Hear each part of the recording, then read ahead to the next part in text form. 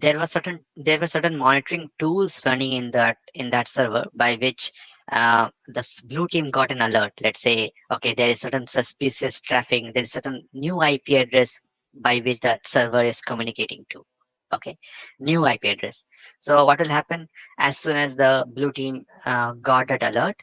What they do is they investigate quickly.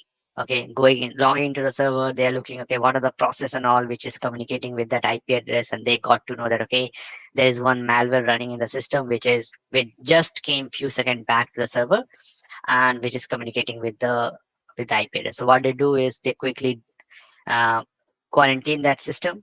They take the malware copy with themselves, and then they delete the file from the system. And they also kind of understood how the attacker came inside the system. They pass that vulnerability so that the attacker is not allowed to again come back to the server.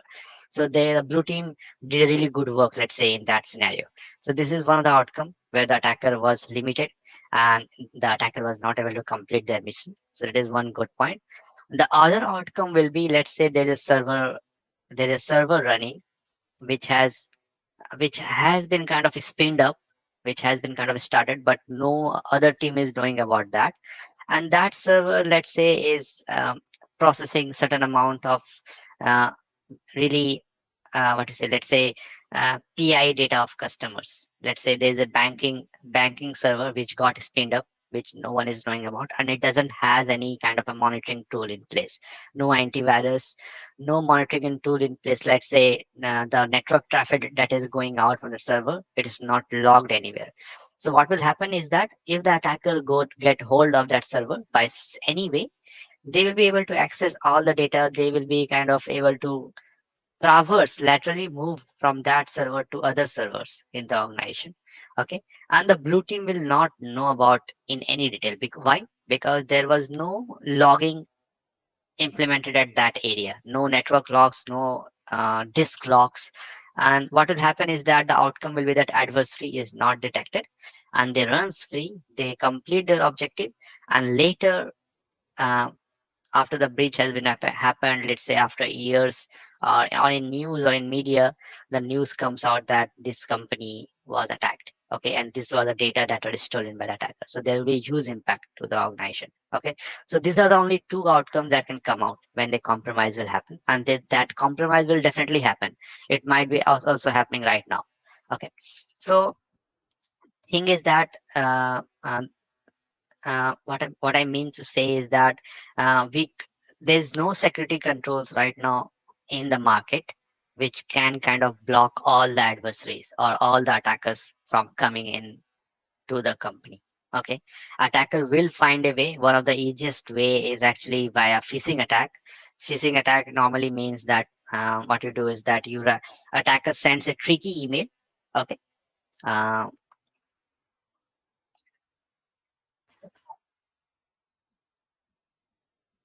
So let's say attacker actually sends a tricky email. Let's say, for an example, the one that you are seeing right now, which has been kind of sent out by the attacker to one of the bank, and which seems like totally valid. They have proper logos or everything in that, which seems like it comes from a trusted bank organization. And once the employee get tricked out, they click on this link.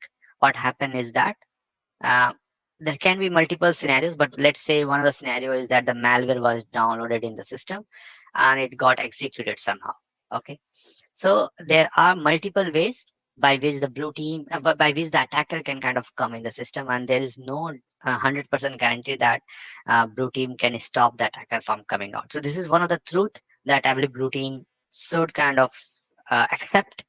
Okay, and now that acknowledging these facts, the only thing that blue team can do is prepare themselves up. Okay, be prepared, like be good in kind of understanding have a good knowledge about all the operating systems, have a good knowledge about the company architecture, have a good knowledge about the network architecture. Because if you know your home better, the home that you're staying, the company that you work for, you know the home better, you know the vulnerabilities, you know what are the security controls where the company is lacking, the more better you will be able to kind of able to detect and kind of protect your organization. So it's always that you need to know your home better. then only you can kind of protect someone from entering in your home.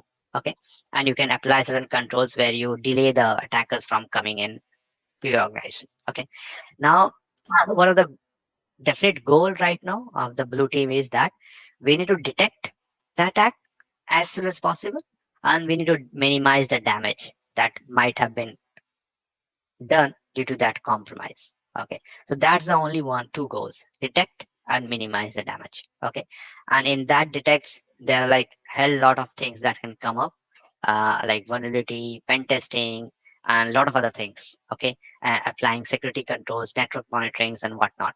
Okay, so that's the first kind of a truth that any blue team needs to understand, which is compromise will happen. Now, the next truth that I wanted to kind of discuss is that your company does not solely exist to be secure. Okay, so one of the misconception um, of people, most of the people, not everyone, I'll say most of the fresher that comes to the organization, be part of, start their career with cybersecurity, is that they think the company whole objective is to keep their company secure. Cybersecurity team is one of the most important team of the organization. So that's actually not true. Cybersecurity is just one domain of the company, okay, which protects other team in that company, so that they can do their work in a better way and in a secure fashion. Okay, so your company exists to do to let's say there's a company, let's say Microsoft. So Microsoft, their main work is to kind of develop operating system, window operating system, or let's say develop operating system for mobiles or cloud environment. Okay, so they exist for developing those software and providing those softwares as a product to their customer. Okay, security is one thing that even if they don't want, they need to implement that. Okay, so this is one truth they that we need to know, that we as a security, if we are the internal security team of the company, only when we are internal, we are only consuming the fund of the company, which the company would have utilized for certain other work, or maybe getting more customers for themselves. Okay, so we are here to protect the company, and we are not the only team that company is worried about. Okay, there are a lot of other teams. So the team provide a loss prevention function. So what we do is we reduce the cyber risk of the company to an accepted level. Okay, we must the truth is that we must strike a balance between security and productivity. Just not in the name of security, we can't say that, okay, the other team doesn't need to, can't do this work. They need to do that work. We need to come up with certain plan. We need to come up with certain risk acceptance by which that team can kind of complete the work they wants to. Okay, so we need to strike a balance between security and productivity, and balance is actually defined by the organization and management, uh, by the leadership over here. And thing is that blue team must inform those who make the risk decisions. So our report, as I told earlier, that we generate the trends. Let's say the trend that I said earlier with you, which was which was this one which was this one, like what's the attack we are seeing and all, what's the, like this one, which how that, what kind of attacks we are seeing for that organization. So we need to kind of come with this kind of reporting for our leadership, because that only the leadership of the company will understand how important is the SOC team, and then they will also understand what are the risk factor that is currently existing on the company, and what are the higher risk, what are the lower risk, and where should the investment should go to kind of, the investment should go to kind of address the higher risk of the company. So do the thing that is again something that the security team should own. They should come up with certain reports which will help the leadership to kind of take a decision based on the risk.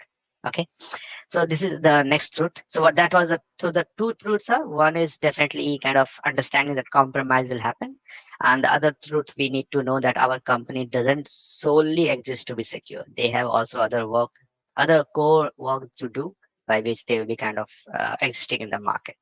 Okay, now